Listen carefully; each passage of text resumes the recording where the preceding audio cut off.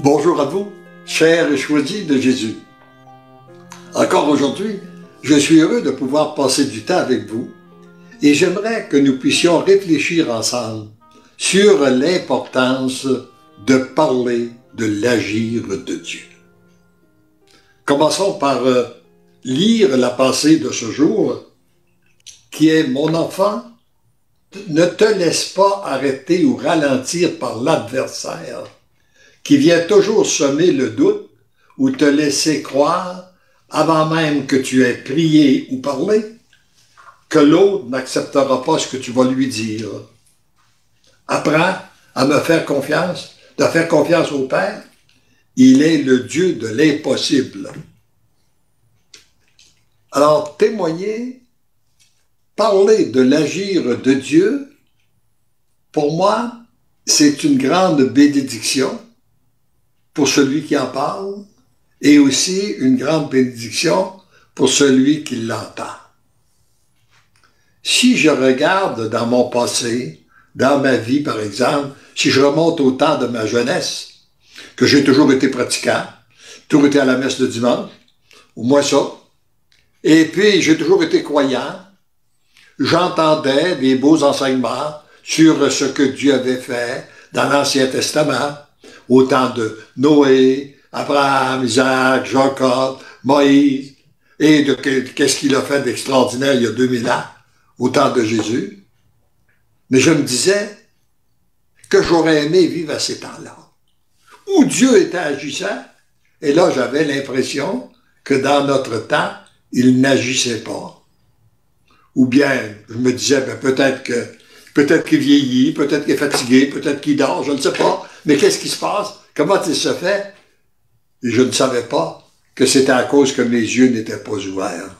C'était moi qui ne le voyais pas agir. Et j'ai été sensibilisé à l'agir de Dieu, principalement lorsqu'est arrivé le renouveau charismatique. C'est sûr que nous avons reçu des beaux enseignements, des enseignements importants, précieux, profonds, par les pères qui étaient là.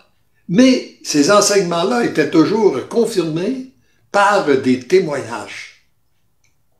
Et là, je me suis dit, donc, Dieu est agissant. Et ça a contribué beaucoup à mon cheminement de foi. Et je pense que nous avons toujours besoin d'entendre des témoignages. Nous avons toujours besoin de nous nourrir. Oui, dans notre cheminement spirituel, pour nous rapprocher de Dieu, nous avons besoin de des enseignements, nous avons besoin de se nourrir de sa parole, des sacrements, mais nous avons des sacrements, de la prière, mais nous avons aussi besoin des partages. Qu'on entende parler de l'agir de Dieu. Pour pouvoir en parler, d'abord, il faut prendre conscience que Dieu agit dans nos vies. Et moi, je veux vous partager un grand rêve que je porte depuis longtemps. Je ne pense pas de le voir réaliser de mon vivant. Mais avoir des médias d'information qui nous parlent de l'agir de Dieu. Nous vivons dans un monde où, très souvent, les médias d'information ne parlent que de l'agir de Satan. Un meurtre, un viol, une guerre, etc., etc. Et j'ai l'impression que plus on en parle, plus on parle des choses que Satan fait, plus le monde, ça semble que les problèmes s'amplifient continuellement. Et je pense que la solution, c'est de se tourner vers Dieu et de regarder Dieu agir. Moi, je rêverais de vivre dans un monde où on ne parle que de l'agir de Dieu et qu'on ignore, je dirais qu'on prenne conscience que Satan existe, là, mais qu'on n'en parle pas. Hein? Et je pense que c'est qu'est-ce que font aussi trop souvent nos médias d'information. Parce que j'ai tenté à différentes occasions, moi, de parler de l'agir de Dieu, puis on m'a coupé, on dit non, on n'en parle pas. Nous autres, notre publicité, là, notre organisme, on ne veut pas déplaire aux gens, puis on ne parle pas de Dieu. Bon. Alors moi, je rêve d'un monde où on parlerait de Dieu, où on ne parlerait pas. Et ça nous nourrit. Ça va changer. Et plus on va se nourrir de la parole de Dieu, plus ça nous transforme et plus on peut en parler. J'aimerais qu'à la fin de ce témoignage, que vous puissiez, de ce partage, que vous puissiez nous dire aussi ce que vous ressentez, vous, à la suite des témoignages. Lorsque vous lisez des témoignages, qu'est-ce que ça produit chez vous lorsque quelqu'un vous parle de l'agir de Dieu? Moi, je vous disais que oui, ça l'a transformé lors du renouveau charismatique, mais qu'est-ce qui me nourrit encore continuellement? Et là, j'ai une grâce particulière, nous avons une grâce particulière à la Fondation, d'avoir des milliers de témoignages.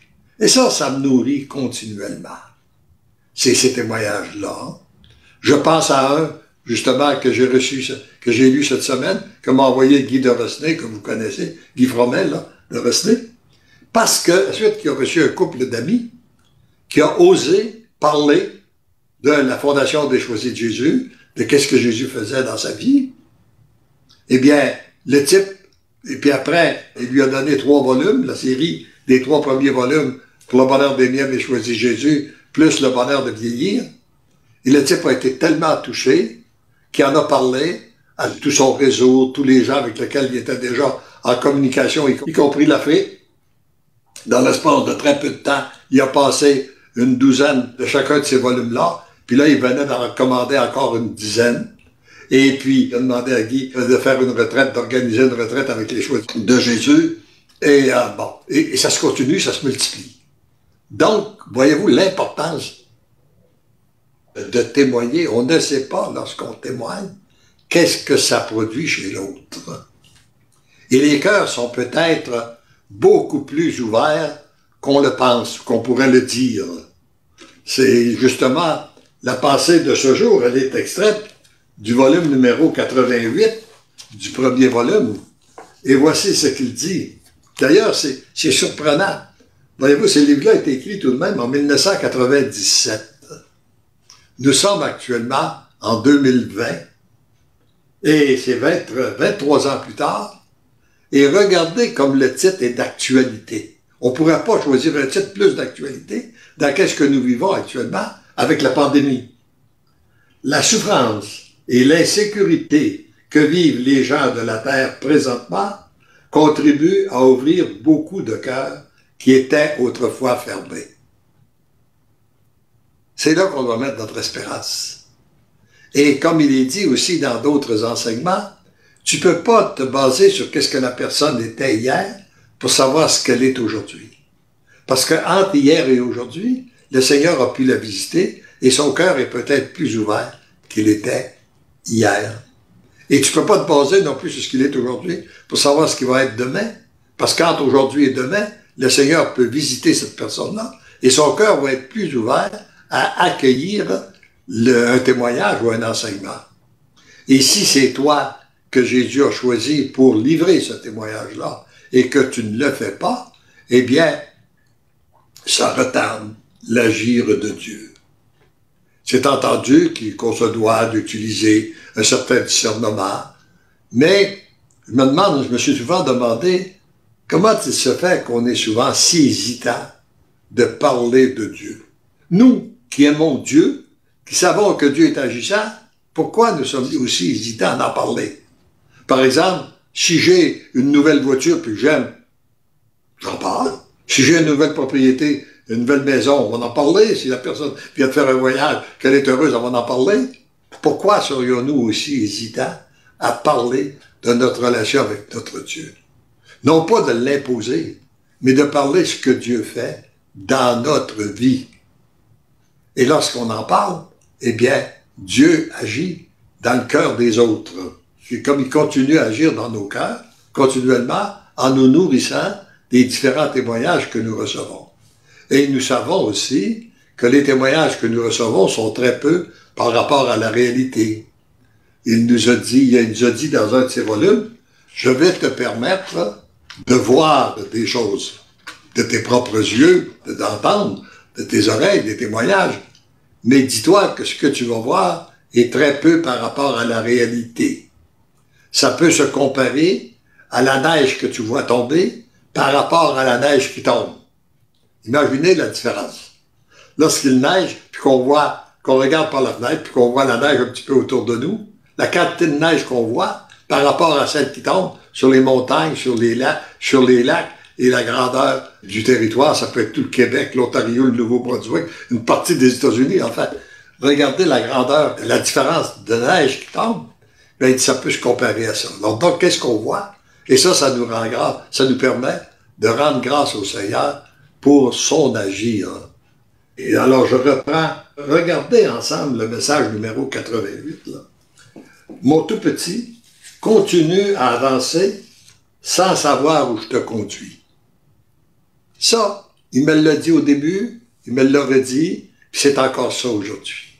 Et puis, ça m'a pris du temps à accepter ça. J'avais de la difficulté parce que moi, étant passé ma vie dans le domaine des affaires, organiser les choses, prévoir, planifier, etc.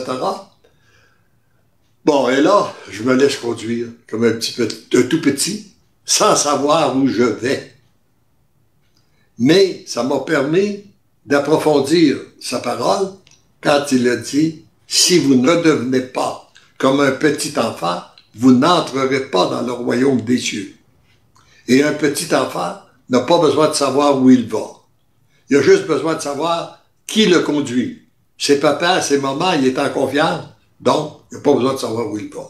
Et nous, lorsqu'on a donné notre oui au Seigneur, comme il nous l'est recommandé dans ces volumes-là, et que nous savons que c'est Jésus qui nous conduit, avec Marie, la Trinité Sainte, etc., on n'a pas besoin de savoir où nous conduit. On sait qu'il est un Dieu d'amour qui nous conduit au bon port. À bon port, nous n'avons qu'à nous laisser avancer, diriger.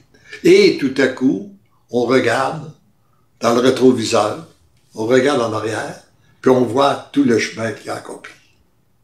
Et le plus beau, le plus important des chemins qu'il a accompli, ne l'oublions pas, c'est la transformation de notre propre cœur. C'est lorsqu'on voit que notre cœur est transformé, qu'on voit que c'est ce qu'il y a de plus grand, c'est ce qu'il y a de plus puissant. Et c'est toujours aussi, quand je vous parlais d'un témoignage, mais je pourrais vous en donner d'autres témoignages, par exemple, la personne qui me dit, témoigne cette semaine, d'être, de quelle façon que le Seigneur est en train de la libérer du problème de la cigarette, eh bien, elle voit l'agir de Dieu, elle voit une force, elle trouve, oui, en même temps qu'elle vit une souffrance de sevrage, là, elle vit en même temps une joie, une jubilation de rentrer d'une véritable liberté de l'enfant de Dieu. Et elle me disait, j'approfondis actuellement et je comprends. C'est un des enseignements qui est donné dans les volumes pour le bonheur des miens, mais choisi Jésus. Puis qui est donné d'ailleurs dans toute la parole de Dieu aussi, dans son enseignement. Il est important qu'on se décide pour Dieu. Et on ne peut pas être une partie à Dieu et une partie au mal. Surtout dans le temps que nous vivons, dans les derniers temps que nous vivons, plus que jamais, le clivage est en train de se faire et on doit se décider pour Dieu, ou bien nous vivons pour Dieu, ou bien nous vivons pour l'adversaire. Soit un ou l'autre. Ça sera jamais un et l'autre. C'est vers ça qu'on se dirige. D'où l'importance d'exercer nos choix. Plus que jamais, dans les temps que nous vivons, nous apercevons bien qu'il y a quelque chose d'important qui se passe dans l'humanité actuellement. Là. Il y a des cœurs qui sont sûrement plus ouverts parce qu'ils sont désinstallés qu'ils l'étaient il y a 6 mois passés. Alors donc, nous avons à ouvrir, à s'ouvrir davantage, d'être témoins de l'agir de Dieu et de prendre les décisions qui s'imposent. Alors, puis il continue, « Je suis ton maître. Toi, tu es mon élève. Celui que j'enseigne, que j'instruis, que je forme, et surtout que j'aime follement. » Et c'est réellement son amour qui nous transforme. C'est par son amour qui nous transforme. Et c'est par l'amour aussi qu'on va faire l'unité dans les cœurs, que se fait l'unité dans les cœurs. J'ai été touché ce matin, à l'Eucharistie, d'entendre le prêtre nous dire, à l'occasion des apôtres, là, Simon le Zélote, dans lequel il nous disait, parmi les premiers apôtres que Jésus a choisis, il y aurait pu avoir de grandes divisions entre eux. Parce que d'une part, Simon le Zélote était très opposé aux Romains, alors que Judas était favorable aux Romains. Mais Voyez-vous, alors donc, il y avait ces divisions-là entre les gens étaient. Mais ce qui les a unis, ce qui les a permis de devenir des apôtres, les piliers de notre Église, c'est leur foi qu'ils ont mis en Dieu, en Jésus.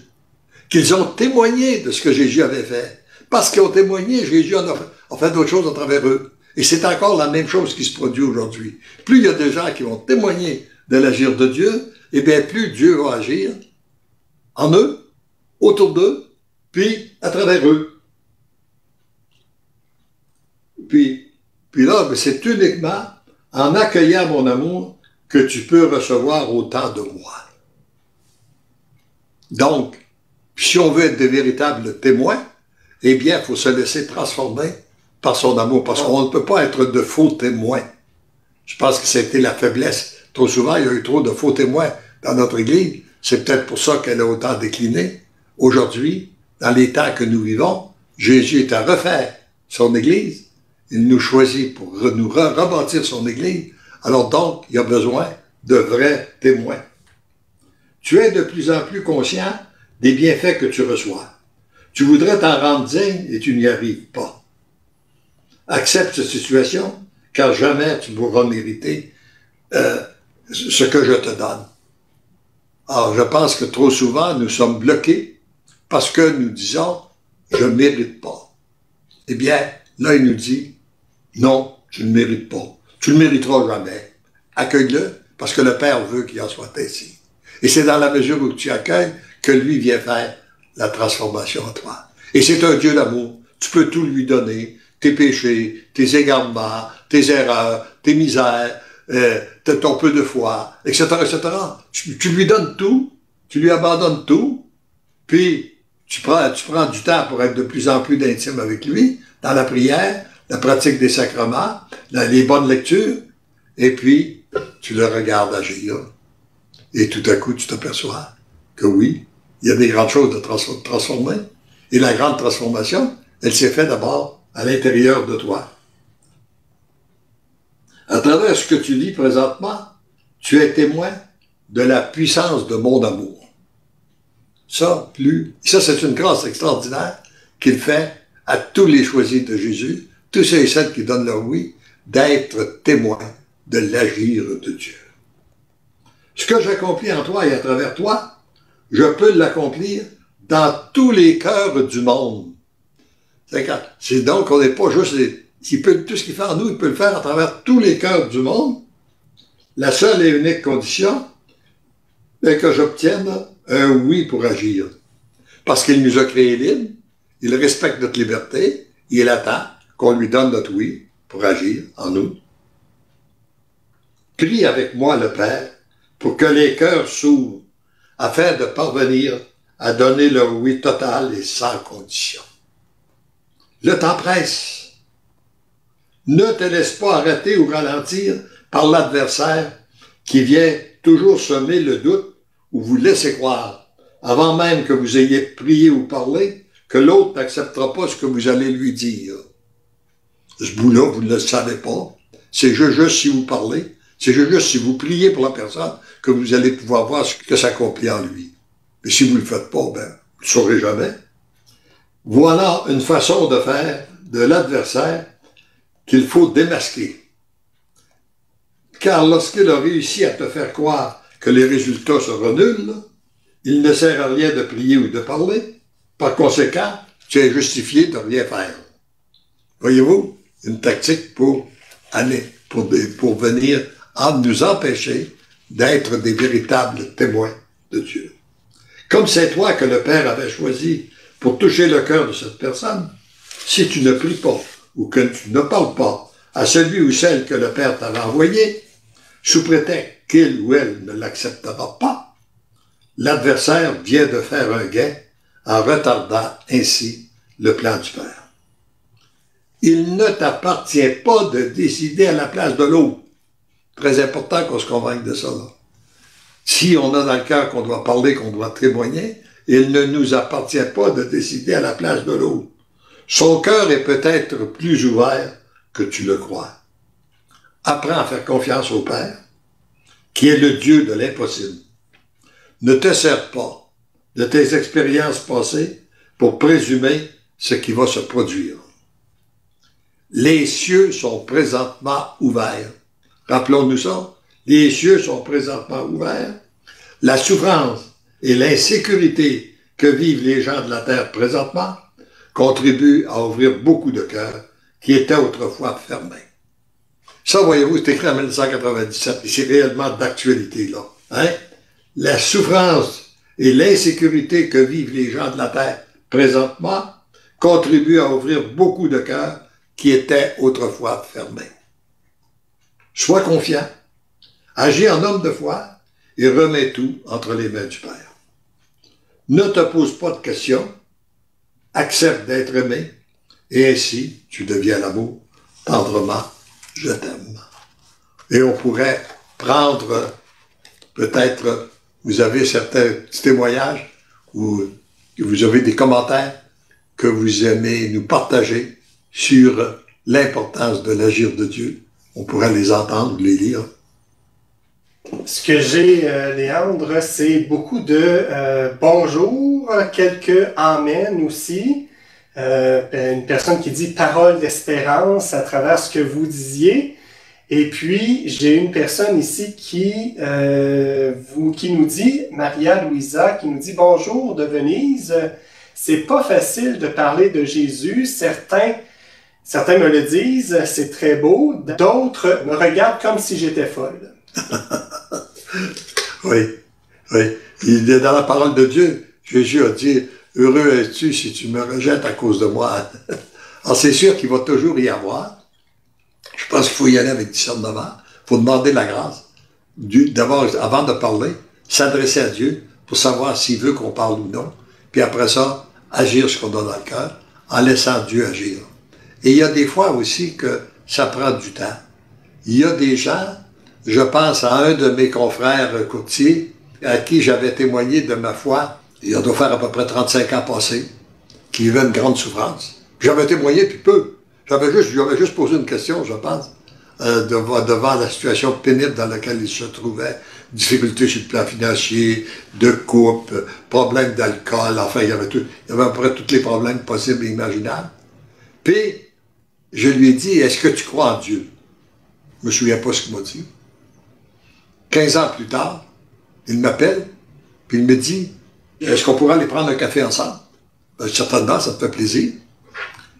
Il dit, moi, je fais partie des alcooliques anonymes, puis je me suis fait un ami en Belgique. Puis elle me parle de toi. Et quand on s'est rencontrés, tu m'as parlé de Dieu. Est-ce que c'est à cause de Dieu, toi, à cause de tes croyances, que tu es connu en Belgique? Je dis, bien oui. Mais dis, qu'est-ce que tu as fait? Qu'est-ce que tu as fait? Ben, j'ai dit, d'abord, premièrement, je me suis nourri de l'Eucharistie à chaque jour. Il dit, où ça? Ben, j'ai dit, chez les servantes de ce sacrement. Le matin, je vais en messe là. À quelle heure? À 8 heures. Le lendemain matin, il était à messe. Et il a continué. Ça devrait pas tout près de 20 ans, là, qu'il m'a parlé de ça. C'était au début des années 2000. Et puis, depuis ce temps-là, je l'ai vu à l'Eucharistie tous les jours, fréquenter l'Eucharistie. Et il m'a dit, en allant communier un matin, j'ai reçu la présence de Jésus. Je l'ai reçu tellement fort dans mon cœur que ça a changé complètement mon comportement. J'ai vécu un songe dans lequel Jésus était à côté de moi et puis qu'il me donnait un échange de sang avec lui, changeait son sang avec le mien. Il a même été guéri. Il était bipolaire. Il a même été complètement guéri. Ça doit faire 4-5 ans qu'il ne prend aucun médicament. Il était complètement guéri. Alors le Seigneur a transformé. Quand je regarde ça, je dis, ouais, moi, parce que j'ai accepté de parler de Dieu, ça fait du chemin 15 ans plus tard, puis voyez-vous ce que le Seigneur fait? Le Seigneur peut faire des grandes choses des fois, juste avec un petit geste qu'on pose, sans qu'il ne paraît pas avoir de résultats dans l'immédiat, mais on ne sait pas ce qui se passe dans le futur. Est-ce qu'il y a d'autres commentaires? Oui, j'ai un petit témoignage ici. Là, des fois, je fais la voix off. Là. Je vais juste me rapprocher un peu. Voilà, vous voyez un petit peu. Oui. Donc, il y a merci Seigneur pour ton enseignement. Fabiola qui nous dit ça. À travers tes enfants, Monsieur Léandre, Anicia, Linda, Kevin, Guy et Nancy. Je te rends grâce, Seigneur, de les connaître. Avec eux, ils m'ont permis de mieux comprendre ta sainte parole et quelle joie de délivrance. Seigneur, merci et merci à vous, mes amis, pour la joie de vous voir tous les jours. Eh bien, j'accueille ça. Puis rendons grâce à Dieu. Oui, c'est beau de voir aussi. Moi, ce qui me touche beaucoup aussi, c'est de voir son œuvre se multiplier. Au tout début, quand les livres ont paru, j'étais le seul à parler de la mission des choisis de Jésus. Là, vous voyez, il y a ceux que vous voyez à la télévision, c'est-à-dire qu'on voit par Facebook Live, mais il y a tous ceux et celles qui en parlent là, aussi, que je connais, même que je connais pas, mais que j'entends parler de temps en temps, etc., etc. Alors le Seigneur multiplie son œuvre. Est-ce qu'il y a d'autres commentaires? Simplement, Patricia qui disait magnifique témoignage là, de la personne que vous aviez rencontrée, puis que ce que vous avez partagé. Puis oui, merci pour c'est vrai, tu as raison, Léandre. Donc voilà. Et Patricia qui dit Dieu est tout puissant et cela nous aide définitivement à avancer. Quelle bénédiction! Oui, quelle bénédiction! Quelle grâce, là! Et j'aimerais vous dire, peut-être juste vous donner aussi un petit témoignage que je partageais récemment quand on parle de grâce, là, que je partageais avec mon épouse, alors que nous sommes tous les deux, moi j'ai 86 ans, elle en a 88, et actuellement, nous sommes en bonne santé, tous les deux. Nous sommes, et puis par contre, c'est pas du tout le cas de nos familles, surtout dans la mienne. J'étais le seul à atteindre 80 ans en bonne santé. Et nous avons la certitude que la santé que nous bénéficions, c'est grâce à notre foi de vivre dans l'abandon et la confiance entre les mains de Dieu. C'est réellement reposant. Ça évite beaucoup de stress, d'angoisse, de préoccupation lorsqu'on remet tout entre les mains de Dieu, qu'on remet nos enfants, nos petits-enfants, et puis même si on a un problème de santé, on le remet entre les mains de Dieu, etc., etc. Alors, c'est la grâce que je demande pour vous, à tous ceux et celles qui m'écoutez, tous ceux et celles qui écouteront cette vidéo, afin qu'il ait la grâce de l'abandon et de la confiance entre les mains de Dieu, et qu'il accepte aussi d'en témoigner, de devenir des véritables témoins. Et ensemble, nous serons de plus en plus nombreux à pouvoir dire « Parce que l'amour nous aime, nous devenons l'amour. Parce que l'amour nous aime, nous devenons l'amour. Parce que l'amour nous aime, nous devenons l'amour. »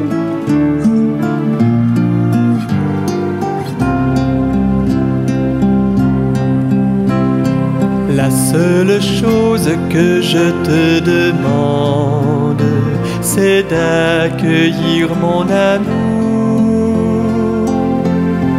La seule chose que je te demande, c'est d'accueillir mon amour. Accueille-moi, donne tes oui aujourd'hui. Ainsi l'amour te changera et tu deviendras l'amour. La seule chose que je te demande, c'est d'accueillir mon amour. La seule chose que je te demande, c'est d'accueillir mon amour. Accueille-toi comme un ami aujourd'hui. Tu es mon bien, mon tout petit, tendrement je t'ai choisi. La seule chose que je te demande, c'est d'accueillir mon amour. La seule chose que je te demande, c'est d'accueillir mon amour. Reste tout près du cœur de Dieu aujourd'hui.